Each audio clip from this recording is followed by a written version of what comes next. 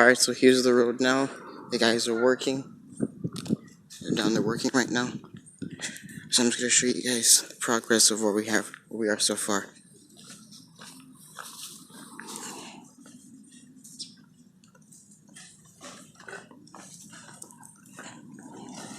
They're putting them all down.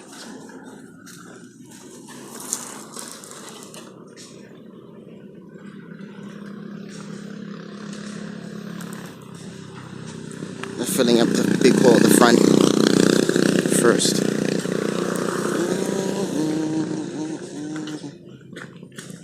Come on, Munin.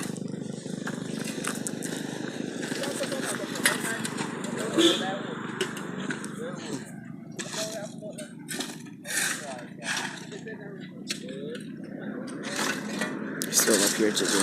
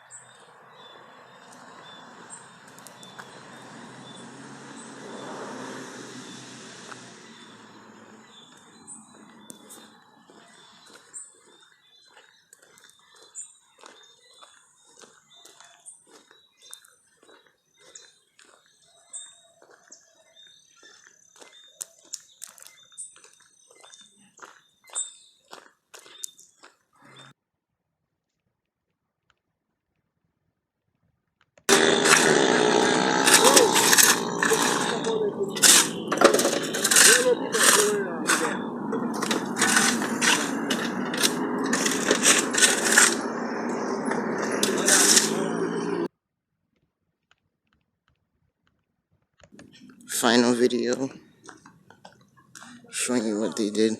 This is their finish now, so I'm just showing you what they did so far. Alright. Over here. All up there. All up the road too. There's still some more left, but they did a good amount today.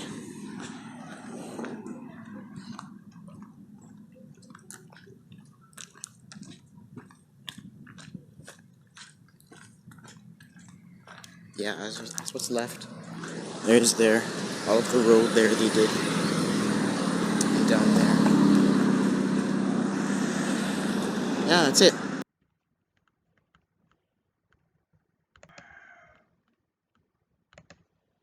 Use the word calculating to describe him. There are allegations that Evan Williams failed to properly compensate Blogger employees when he sold the company to Google in 2003. His Blogger co-founder, Meg Harriam, said, quote, "I don't think he took care of the people who got him to where he was."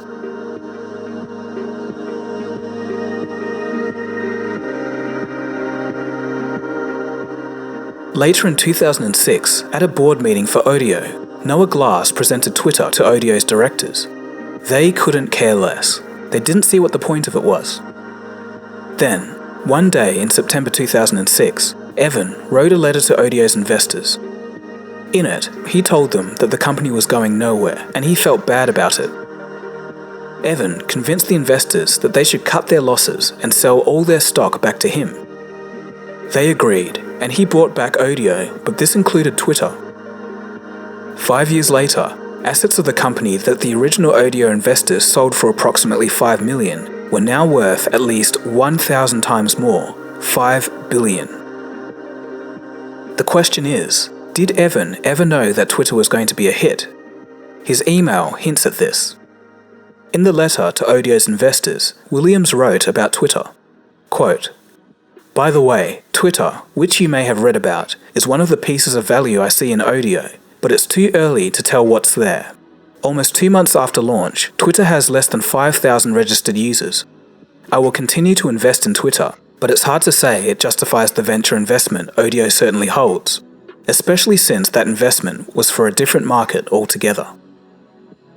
On the one hand, he may have just thought that Twitter was a waste of time, and he felt bad about that. But on the other hand, did Evan con the investors? Surely, when the Odeo employees racked up hundreds of dollars in SMS bills, he must have seen the potential. Business Insider spoke to a few of these investors. Some are okay with it, some are jaded, others think that they were conned. Had Evan tricked them into thinking Twitter wasn't worth much when he knew that he was sitting on a gold mine? It's impossible to know what he was thinking, but one former employee who wished to remain anonymous said this, quote, Williams decided there was something interesting enough in Twitter that he wanted to buy all the assets and buy everyone out. What changed basically is I bought the assets of the company from the investors, right. And basically we wanted to pursue a different path than we were on with Odeo. The two personalities of Noah Glass and Evan Williams started to clash. Noah, who had now designed some of the core features of Twitter, wanted to stay at the helm. Very early on, Noah wanted to split Twitter off into a separate company from Odeo and become the CEO. In fact, he had already done the paperwork. The thing was, if Evan Williams wanted to take control of Twitter, he could do so at any time. Noah was nervous about Evan and confessed his fears to Jack. Jack sympathized and said that things would be okay. One day, Evan asked Noah to go with him for a walk, and it was here that Noah's worst fears were realized. Evan told Noah that he was fired.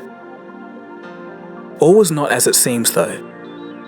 Jack Dorsey, who Noah bonded with and thought of as a friend, was actually the person who wanted Noah out. Jack had recently met with Evan Williams and threatened to quit if Noah wasn't let go. The reasons for why exactly has never been revealed.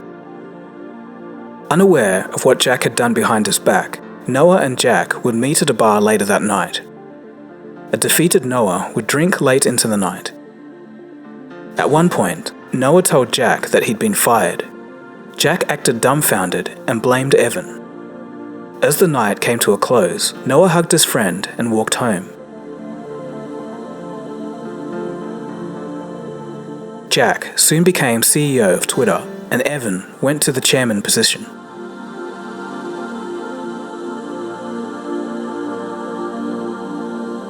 According to many employee and investor accounts, Twitter would not have been created without Noah Glass.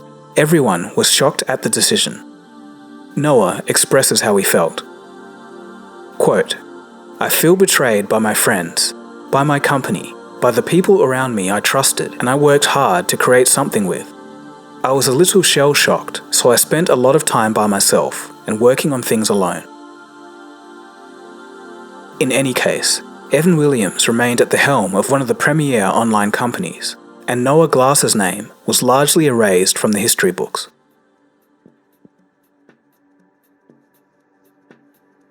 It still wasn't obvious to everyone that Twitter would be a huge hit until the next year.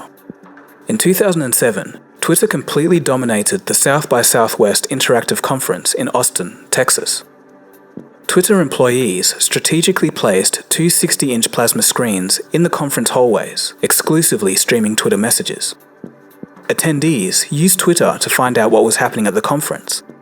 Panelists and speakers would often mention the service, which put it into the public eye. During the event, Twitter usage increased from 20,000 tweets per day to 60,000. Twitter staff received the festival's Web Award prize. All the while, Noah Glass sat in the audience filming, but was never on stage. From here, Twitter began to pick up steam and became the platform to instantly know what was happening. On the 15th of January 2009, a US Airways flight crashed on New York City's Hudson River. A photo posted on Twitter broke the news before the traditional media, highlighting Twitter's role in breaking news. In November of 2013, Twitter went public, with shares being valued at $26 as the market opened and $44 when it closed. In October of 2012, Twitter bought Vine, which they released as a standalone app in January of 2013. It was hugely popular, but eventually closed down in 2016. Leaving the door wide open for TikTok. The next year in 2017, Twitter would finally make a profit. Twitter currently has 3,900 employees and made $3.4 billion in revenue in 2019. A total of 1.3 billion accounts have been created, with 330 million monthly active users and 145 million daily users. 22% of Americans are on Twitter, and of those, 10% of users write 80% of the tweets. Interestingly, almost nobody uses Twitter in Australia, where I live. It just doesn't make a lot of sense to people here. They view it as a social media platform. 83% of the world's leaders are on Twitter, and journalists make up 24.6% of verified accounts. Barack Obama has the most followers, with over 111 million, followed by Katy Perry and Justin Bieber. There are 6,000 tweets every second, and a day's worth of tweets would fill a 10 million page book. Twitter is becoming useful for brands. The last 2 years have seen a 250% increase in consumer service conversations on Twitter. On the 7th of April 2020, Jack Dorsey donated $1 billion to fund COVID efforts. That's 28% of his net worth. It's a very noble move, and it does show that Jack has some good character. But I just can't help but wonder what Jack thinks of Noah's position today. What's your version of the creation? There's so many, there's so many different stories that it's not really the most important thing anymore. So would you say now I founded Twitter or we founded Twitter? It's always been we. It's always been we. Yes. Was that frustrating to you, though, to hear other people have different versions of the Twitter creation? It's not surprising. If we focus too much on that, we're not going to move forward. The past is the past. The past is the past. Stories will be written. The situation with Noah Glass is undoubtedly sad. He got kicked out of the company that he helped build and betrayed by someone who he thought was his friend. Noah has slipped into obscurity and is almost nowhere to be found on the internet these days. Usually, there's a lesson to be learnt at the end of these episodes, but with Jack Dorsey and Evan Williams teaming up against him, there was almost nothing that Noah could do. Though I hope that this video does bring some recognition for him. In 1999, at the peak of the dot-com boom, the CIA launched In-Q-Tel, a Silicon Valley venture capital fund. Its mission was to invest in startups that aligned with intelligence agencies' needs. In 2003, the CIA, through In-Q-Tel, would invest in Keyhole. Keyhole was a startup that built 3D global mapping software. One of its first uses was to support US troops during Operation Iraqi Freedom, the campaign to overthrow Saddam Hussein. The next year, Google bought Keyhole, whose team now included CIA personnel. Google would soon turn Keyhole into the basis for Google Earth. Only a year after the purchase, the director responsible for initially investing in Keyhole at the CIA investing firm In-Q-Tel moved to take a position at Google. During this period, Google would win contracts for different search applications for the NSA and CIA. It's understandable that Google has a relationship with the CIA and many other government agencies. In fact, most tech giants do. At the start of this year, with a looming US election, some of the biggest names such as Microsoft, Facebook, Twitter, and Google have had meetings with the FBI, Homeland Security, and the Office of the Director of National Security. Little is known about these meetings, apart from the theme of how tech giants can ensure security for the 2020 elections. Google, for example, has implemented an advanced protection program. This program offers Google's highest protection level to high-risk targets such as journalists, activists, politicians, and business leaders. It effectively makes these accounts less susceptible to hacking risks such as phishing and malware attacks. But perhaps the greatest demonstration of the company's integration into the intelligence community is Google Federal. Google Federal was launched in 2006, and its purpose is to serve federal contracts. At a certain point, this branch of Google had so many former NSA staff that they became known as the NSA West. At its very launch, Google Federal went on a hiring spree, hiring managers and salespeople from the Army, Air Force, CIA, Raytheon, and Lockheed Martin. It added to its lobbying prowess by assembling a team of Democratic and Republican operatives. The strength of the relationship between Google and the intelligence community was graphically highlighted in 2010. At this time, Google came under attack from what was believed to be Chinese government hackers. the NSA came to Google's aid. The two organizations struck up a deal, an exchange of information.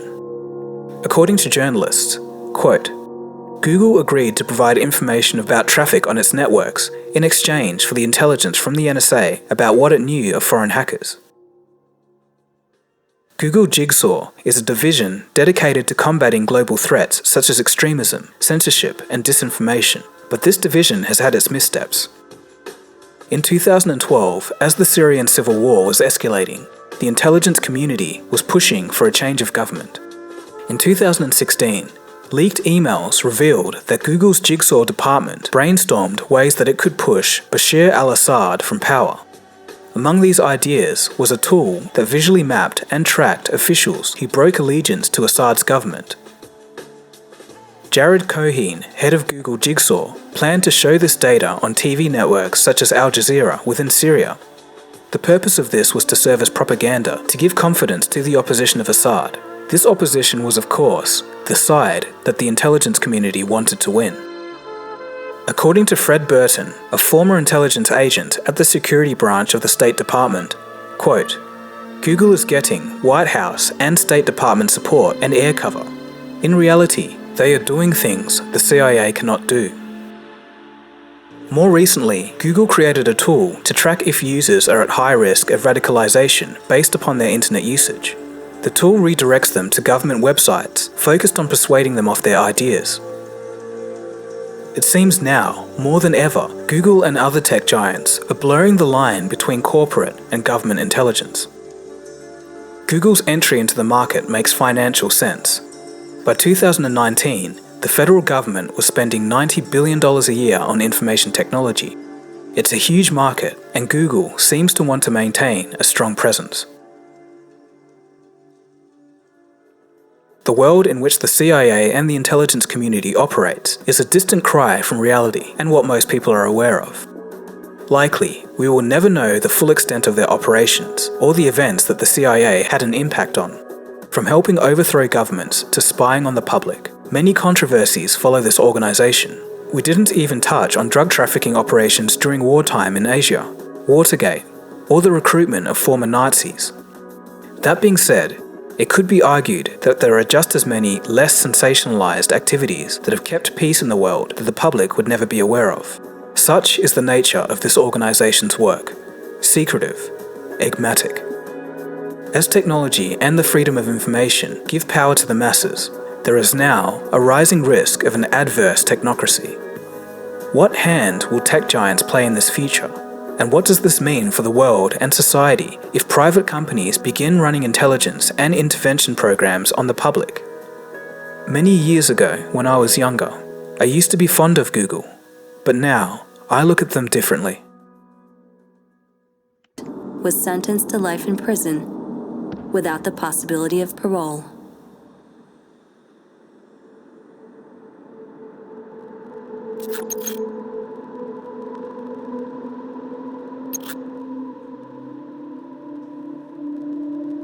El anonimato es porque nos dedicamos a perseguir a organizaciones criminales transnacionales,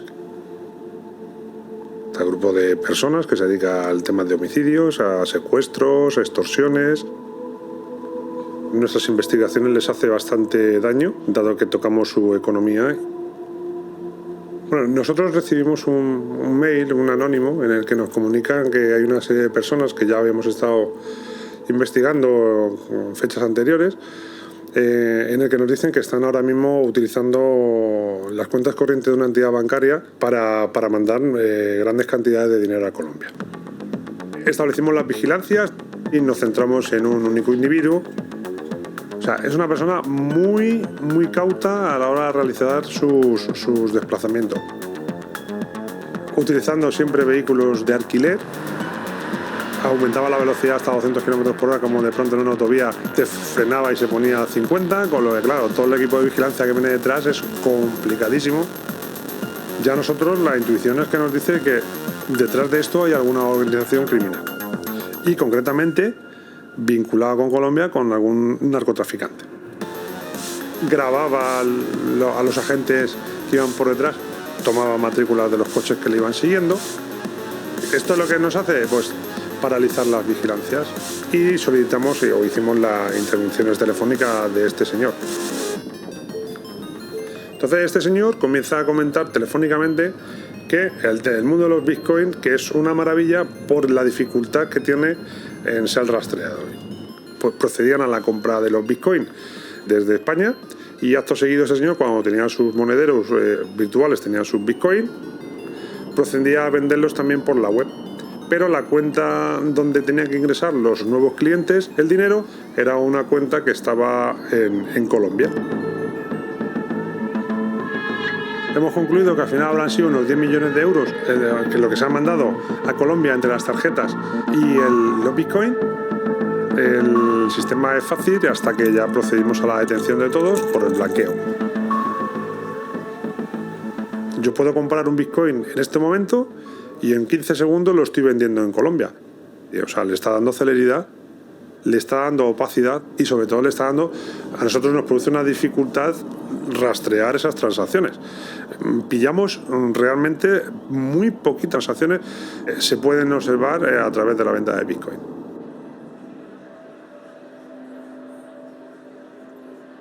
Illegal activity was actually the foundation of Bitcoin, and it was thanks to illegal activity that Bitcoin got used so much, and it got used in the mainstream. You could say that for a lot of other types of technology.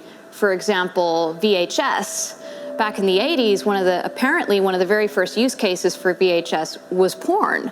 And once people started using it for porn, then people started using it for other things as well. And so these Vice-like services, often with new technology, are the ones that are driving adoption. While some people have turned to cryptocurrency as a way to evade the law, others, and even governments, are turning to it for a very different reason, as a way to survive.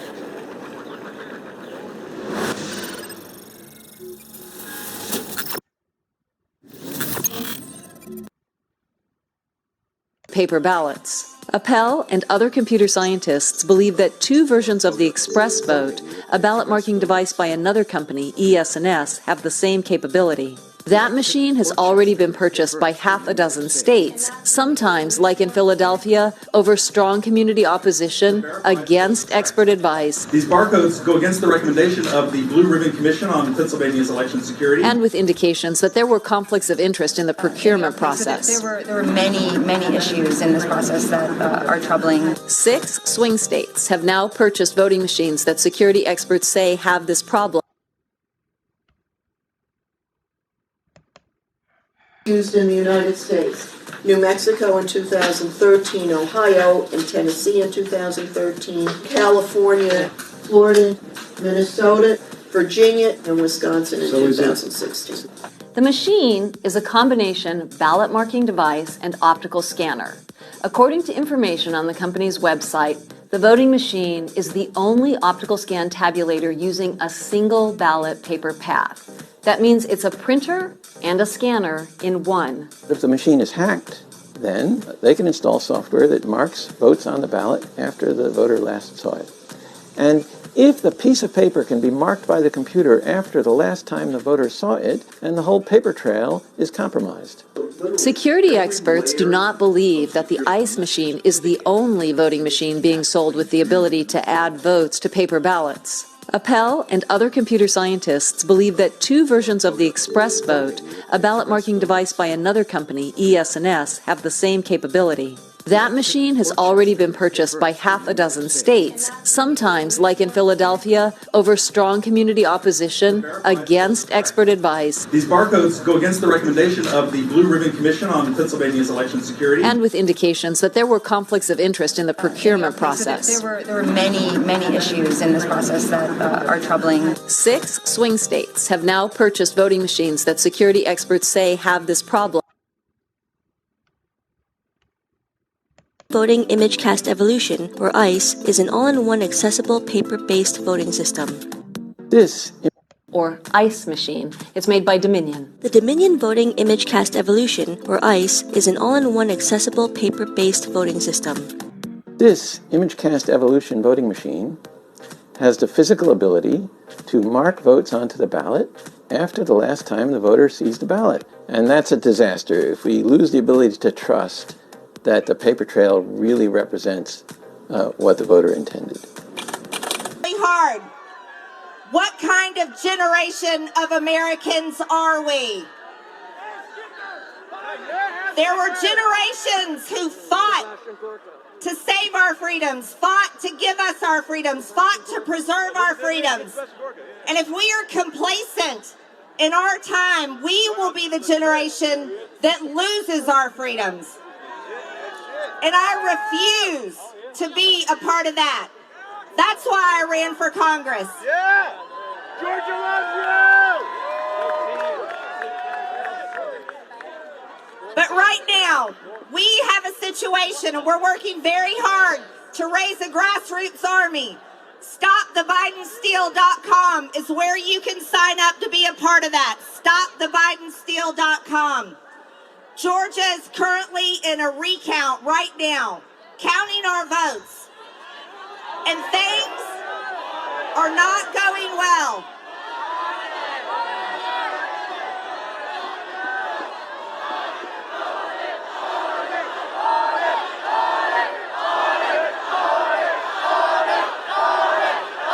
That's right, audit the vote. We demand our governor and our Secretary of State do a good job. Because the fate of this country depends on it. Now I want to tell you something else. This is not one battle. It's a battle of many.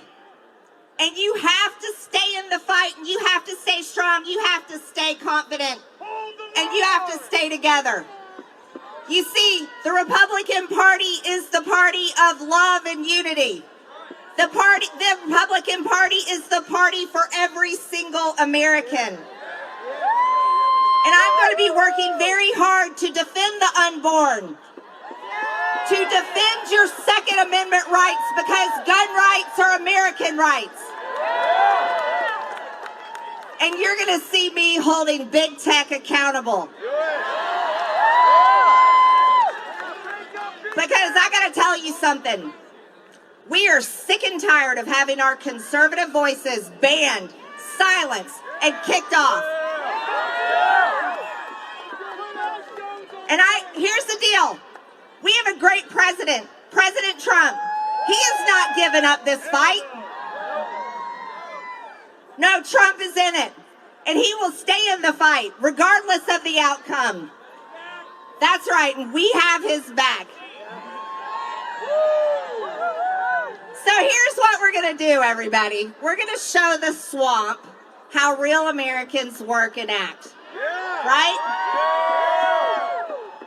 All of us together are about to march to the Supreme Court.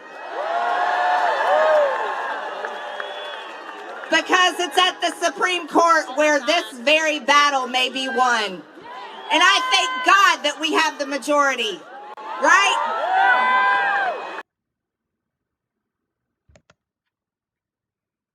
All right, you guys, to support us here, go to PayPal at themullings@gmail.com. Thank you to each and every one of you for your support to us here. I want to put a hedge of protection around all that is good globally and all that is not so good. I want to put a hedge of protection around Donald Trump, Donald Trump, Donald Trump, the Army, the Navy, the military, the Marines that are helping all of us globally, and the good people that are sharing all this amazing research with us here.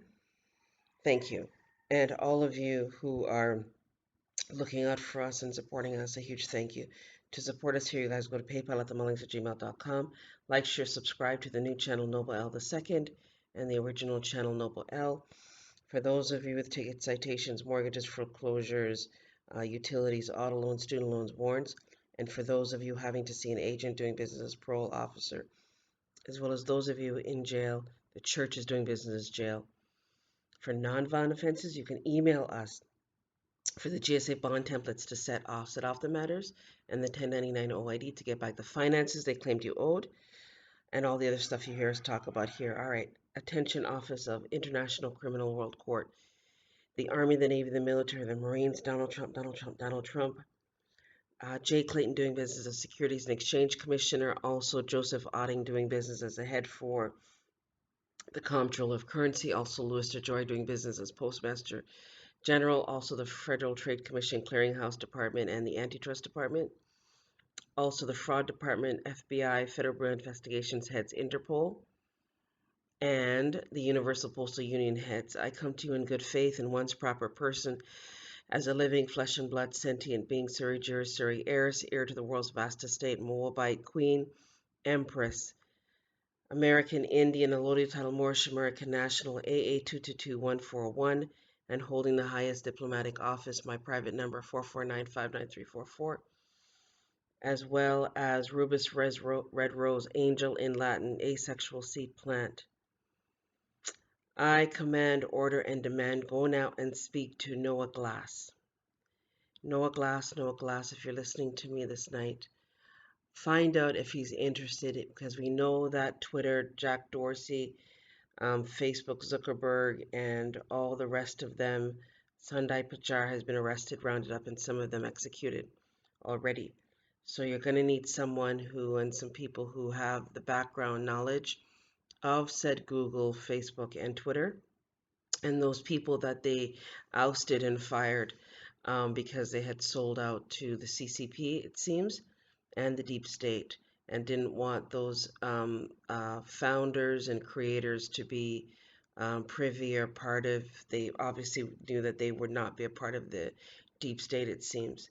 Go in and speak to them now and see if they're interested in taking over and running the big tech social media for all of us globally and stuff, and so that it could be put back in the way that it was originally intended for goodness globally, right?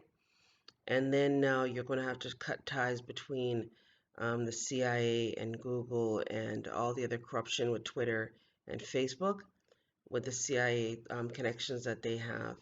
And then you're going to have to clean up CIA as well as getting rid of the heads over there for all the treason, the genocide, the war crimes against humanity, and the killing of our people globally for the theft of the lands and all our estates and that. Now, you're going to round up the profits generated during that time frame by these said corrupt corporations doing business as big tech and the Dominion Voting Company, and send it back to the people globally this night, for all the harm that all of us were subjected to, right? Especially the people that were making really good content on YouTube that we looked forward to seeing daily. Send back to them this night the monetization of their channels, right? Put back their channels on YouTube and everywhere else so we can see what their research is, because they're still researching out there, you guys, and they're trying to share their information on other sites, and they're not getting the people are not aware of where to go to find them, right?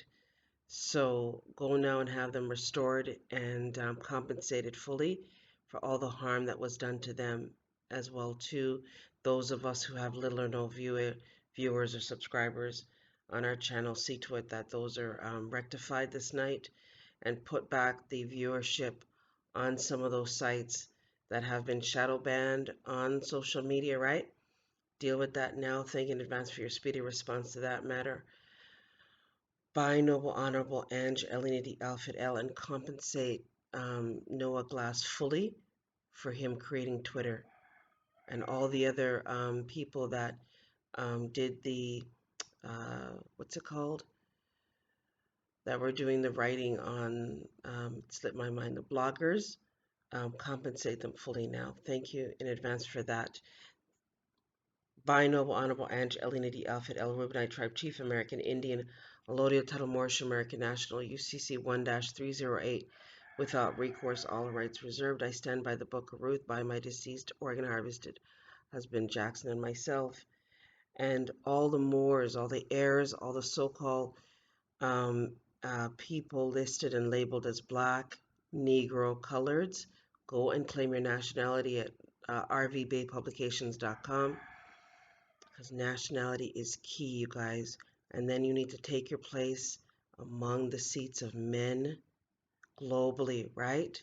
As self-governance, self-governance, self-governance. The road that we had showed you, thank you to all of you who are supporting us here, so we could fix. There was another road that my tribe didn't get a chance to show you, just up the road that was also had a huge pothole at the opening entrance of that.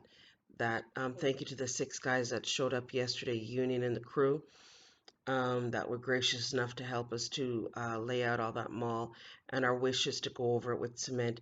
Our wish really is to have one of those machines with the tar that you can do the road properly. We're not there yet. So over time, as we continue, our wish is to have the roads done properly, right? And then at some point have some of the side roads done with the brick, just like it's done in Europe and Switzerland and Paris and all these other places around the globe, like Italy, have the side roads, the private domicile roads done with the brick, and then the main roads can be done with the asphalt, right? So that's our wish. Thank you to each and every one of you for your support to us here. Thank you to Jobless for overseeing everything. Thank you to Headley for lending us the shovel. Thank you to Lazarus's son for getting the other wheelbarrow. We only had one, and we only had one shovel. So thank you to the men that lent us a lot of their other tools in that for us to be able to do what we were able to yesterday. And thank you for the grace of God waking me up to cook so that they can have lunch and drinks and stuff too. So thank you for that. And to everyone who supported us, a huge thank you. Like, share, subscribe, you guys. Have yourself a great day. And yeah, faith without works is dead. Do unto others as you would have others do unto you. It is the law of Matthew 7:12. Put God first, and all good things will come after. And harm no man, and let no man harm you.